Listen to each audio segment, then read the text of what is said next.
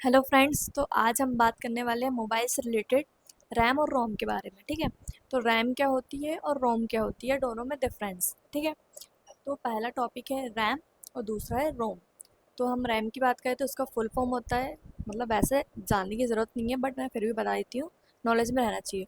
तो रैम का full form होता है रैंडम एक्सेस मेमोरी और रोम का फुल फॉर्म होता है रीड ओनली मेमोरी। तो रैम का क्या काम है? रैम का काम है, मतलब जितनी ज़्यादा रैम रहेगी उतना ज़्यादा मोबाइल अच्छे से चलेगा। तो रैम का काम होता है मोबाइल को स्पीड देना, गति देना।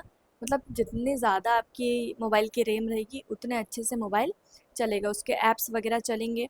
ठीक है। तो स्पीड देने का काम करता है रैम। ठीक है। और दूसरा टॉपिक है रोम।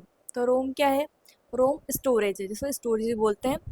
तो स्टोरेज एक, जैसे हम वीडियोस बनाते हैं, फ़ोटोज़ लेते हैं, और मतलब जो भी फाइल्स वगैरह रहती है, जो भी डाटा रहता है, हमारे डॉक्यूमेंट्स वगैरह, फ़ोटोज़ वोटोज़ जो भी बोल लो, जो मोबाइल में रहते हैं वो सीधे रोम में जाते हैं, मतलब कि स्टोरेज में। तो अगर हम बात करें रैम की, तो जितनी ज़्यादा रैम रहेगी उतने अच्छे से मोबाइल चलेगा, और जितनी ज़्यादा रोम रहेगी, मतलब स्टोरेज रहेगा, तो उतने उतनी ज़्यादा फ़ोटोज़ और जो भी डाटा है वो अच्छे से सेव रहेगा। ठीक है। तो हमें पता होना चाहिए कि मतलब हमारा यूज़ क्या है। ठीक है। हमारा यूज़ क्या है, हमको किस हिसाब से हमको रैम रोम चाहिए। तो काफ़ी सारी रैम रोम आती है। जैसे मैं बताऊँ आपको, तो मोबाइल में सबसे आईटेल में स्टार्टिंग सबसे कम रहती है। अगर आईटेल वगैरह हम छोटे मॉडल को छोड़ दें तो उसके बाद स्टार्ट होती है, जो स्टार्टिंग रैम रोम है होती है 464, 4 128। उसके बाद आ जाती है 6 128। उसके बाद आ जाता है 8 128। उसके बाद आ जाता है 8 256 और फिर 12 256। और बहुत ज़्यादा रैम रोम की बात करें तो उसमें सबसे लास्ट में है 12 512। ठीक है।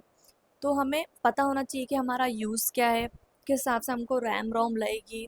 क्योंकि जितनी ज़्यादा रैम रहेगी और जितना ज़्यादा रोम रहेगा उतना हमारे लिए अच्छा है, हमारे मोबाइल के लिए। सो कई बार हम शॉप जाते हैं तो हमें पता है, ठीक है, क्या यूज़ क्या है, हम बोलते हैं कि भाई इतने तक मोबाइल दिखा दो। और कई बार हम नहीं बता पाते हैं उनको कि, या नहीं बोलते हैं हम कि हमें इतना रैम रोम चाहिए। ठीक है। वो हमसे पूछते भी हैं, ठीक है, कितना जीबी चाहिए, तो हम कन्फ्यूज आते हैं, यार जीबी कितने जीबी चाहिए आपको? तो नहीं यार, हमारा थोड़ा नॉर्मल यूज़ है तो आप दिखा दो। बट अगर नॉर्मल यूज़ से ज़्यादा देखो, जैसे आपको सिर्फ और सिर्फ आपको क्या है, आपको जैसे घर में हम बुजुर्ग को मोबाइल देते हैं या फिर सब हमारा यूज़ करें हम, तो हमको सिर्फ कॉलिंग के लिए चाहिए है, और हमको सिर्फ यूट्यूब व्हाट्सअप वगैरह चलाना है, हमको ज़्यादा रैम रोम की ज़रूरत ही नहीं है, स्टोरेज की ज़रूरत ही नहीं है। तो हम स्टार्टिंग में हम 464 ले लेते हैं, वो सफिशियंट होता है, मतलब बहुत है उतना 464। और अगर हमारा थोड़ा ज़्यादा यूज़ है थोड़ा, तो हमारे लिए 4 128 काफ़ी है। मतलब हमें पता होना चाहिए कि हमारा नॉर्मल यूज़ है। अगर नॉर्मल यूज़ है तो आपके लिए 464 काफ़ी है। अगर थोड़ा और यूज़ है तो आप 4 128 ले लो। और अगर और ज़्यादा कहूँ मैं तो 6 128 काफ़ी है। 6 128 काफ़ी, मतलब हमारा वर्क ज़्यादा है, हमारे पास डेली फ़ोटोज़ वीडियोज़ आते हैं काम से रिलेटेड, मतलब कि या फिर हम कुछ वर्क कर रहे हैं तो हमें बहुत ज़्यादा स्टोरेज की ज़रूरत है, हमें उसको डिलीट नहीं करना है, हमें उसको रखना है। ठीक है। हमको डिलीट नहीं करना है तो हमें भाई स्टोरेज की नीड है। पर हम जाते भाई मोबाइल दिखा दो इतने इतने का, तो वो दिखा देते भाई अब अंडर बजट, सो 15 16 हज़ार तक दिखा दीजिए आप। तो अब मोबाइल के रेट्स इतने बढ़ गए हैं कि वो उठा के आपको 400 देते हैं, उसके बारे में बताते हैं, हमें पसंद आता है और हम लेकर जाते हैं। उसके बाद हमारा नीड तो काफ़ी है, काफ़ी नीड है हमारी, और नीड काफ़ी ज़्यादा है। सो हम उसे चलाते हैं। अब उसमें स्टोरेज इतना भर गया कि जबकि वो सिर्फ 4 64 है, तो वो सफिशिएंट नहीं है आपके स्टोरेज के लिए। तो मोबाइल हैंग मारने लगेगा। आप जाओगे सामने वाले के पास, यार ये मोबाइल तो हैंग मारने लगा, तो सामने वाला उसमें कुछ नहीं कर पाएगा क्योंकि आपने 4 64 ही लिया है, मतलब सिर्फ नॉर्मली यूज़ कॉलिंग वगैरह, नॉर्मल व्हाट्सअप वगैरह। ठीक है। इसमें तो आपको पता होना चाहिए, अगर आपको बहुत ज़्यादा स्टोरेज की ज़रूरत है तो आप 8 256 ले लीजिए। और बहुत ज़्यादा की बात करें तो 12 256 तो बहुत ज़्यादा ही हो जाता है। 12 512 तो ठीक है, ओके, मतलब इतनी नीड तो नहीं रहती, बट जिसको है वो ले। ये तो 12 256 काफ़ी सफिशियंट है। सो हमें पता होना चाहिए कि रैम और रोम में क्या अंतर है। तो रैम है मोबाइल को स्पीड देता है, और रोम है स्टोरेज के लिए। ओके। सो हमें पता होना चाहिए कि कितने कितने जीबी आते हैं।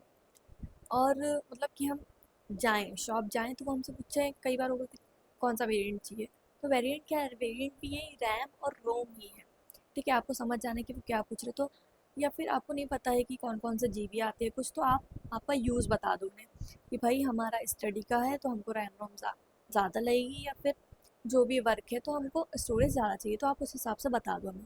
थोड़ा बजट बढ़ा लो अपना, या उन्हें बता दो कि हमें थोड़ा चल जाएगा बट आप रैम रोम ज़्यादा दो, ताकि हम अच्छे से वर्क कर सकें, हम उसमें परेशान बिल्कुल ना हो।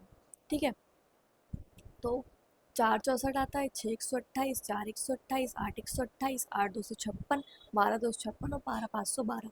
तो सभी को ये नॉलेज में होना चाहिए कि रैम रोम क्या होती है और कितने कितने जीबी आते हैं और आपका यूज़ क्या है। ओके, तो आप कभी भी शॉप जाओ तो आप सामने वाले को एक्सप्लेन करो कि आपको ये काम है तो आपको स्टोरेज ज़्यादा चाहिए, आपको रैम ज़्यादा चाहिए, और जो भी हो मतलब आपकी जो भी नीड हो आप सामने वालों को बताओ कि हमको ऐसा ऐसा चाहिए। तो हम आप हमें वैसे ही दिखाइए, ऐसा नहीं कि हम लेकर आ गए कि अरे भाई बजट में तो मिल गया है तो बहुत अच्छा होगा मोबाइल। तो कई बार नहीं नॉलेज में होता है भाई कि कितने में कितना चलेगा, कुछ भाई हैंग मारने लगा।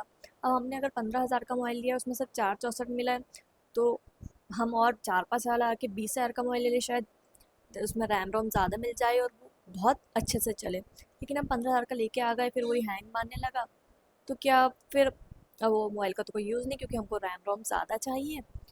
तो अब हम फिर 15 हज़ार रुपये लगाएं या 20 हज़ार रुपये लगाएं या 25 हज़ार रुपये लगाएं।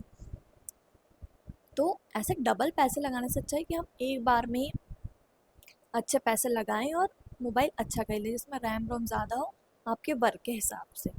ओके, सो आपको ये दोनों क्लियर हो गए होंगे topic. So thank you so much.